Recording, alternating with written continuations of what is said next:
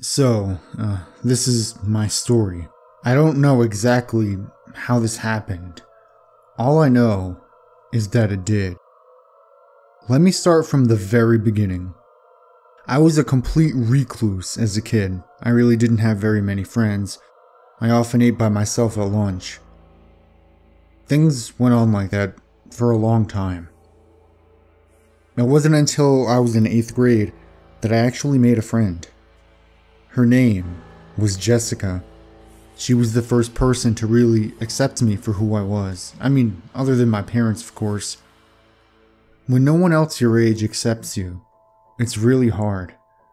It doesn't make a lot of sense, and when you feel like you have nowhere to turn to when you're at that age, it really takes a toll on you mentally. It was definitely not easy being me, but now that I had a friend, I at least knew that I could get through it. Well, I made it this far by myself. Why can't I make the rest, with at least one friend? The first month of our friendship was really awkward. All we really did was complain and bash the school. Other than our sarcasm and negativity, we didn't really have anything else in common. Until one day, we started making fun of people that are from our school on Facebook. We wouldn't post any nasty comments or anything, but we would look at what some other people would post, and we'd laugh at them. Have you guys seen the posts on Facebook sometimes? People write the dumbest shit. I can't believe what I read on there sometimes. It got to a point where every single day when we'd get home, we'd be on there laughing at people and judging their stupidity. We did, however, run into a problem. We didn't live very close to each other. So what we would do is we would screen share. Eventually, we would be on Skype for hours every single day. We eventually evolved from Facebook and started going on funnier sites like 4chan, Reddit, even Twitter occasionally. Our absolute favorite was making fun of Tumblr feminists. Oh my god, the shit some of those people wrote. Well, things continued like that for a long time. Until it didn't. When I was in 10th grade, I had to move. I had to say goodbye to the one friend I had made and move on to start a new life where there was no guarantee I was going to find even one more friend. It was pretty devastating. When I told Jessica, I knew she tried to make it seem like she didn't care, but we had grown really close. And I could see in her eyes that she was also pretty sad about it. So, by the end of the year, we said our goodbyes and promised to Skype as much as we could. When I moved, things all went to hell. Everything. Things were terrible in my life.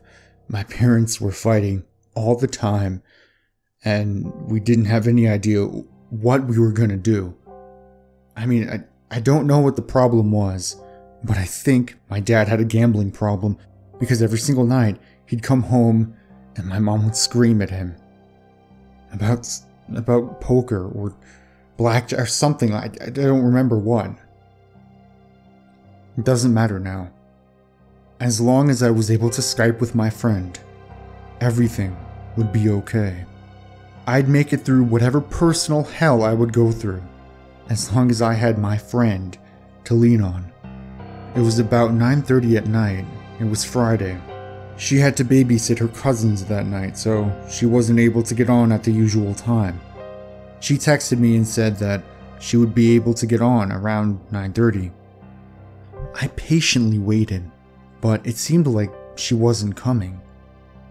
By the time 10 o'clock rolled around, things were getting kind of weird. She wasn't answering her texts, she wasn't answering her phone, and she still wasn't online on Skype. This was really weird for her, considering her cousin's house was literally just across the street. I started to get worried. Maybe she got hurt. After about 5 more minutes, her account on Skype appeared online. Oh, finally. I didn't even think about it before I pressed the call button. But I was not prepared for what I was going to see. The thing that was on the other end of the call I'm not sure what it was. It wasn't. It wasn't entirely human. That's all I can say. It had blood all over its mouth and these hideous wrinkles across its skin. Its eyes were pure black.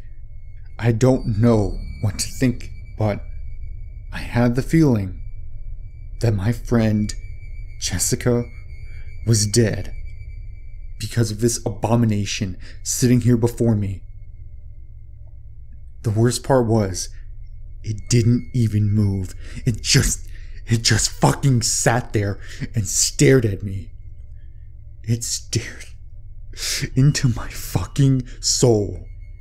It was the worst thing that I've ever gone through. I don't know why it had such an effect on me. I mean, I've seen so much crazy shit online, but this was worse than anything I've ever seen in my life. I never heard from Jess again.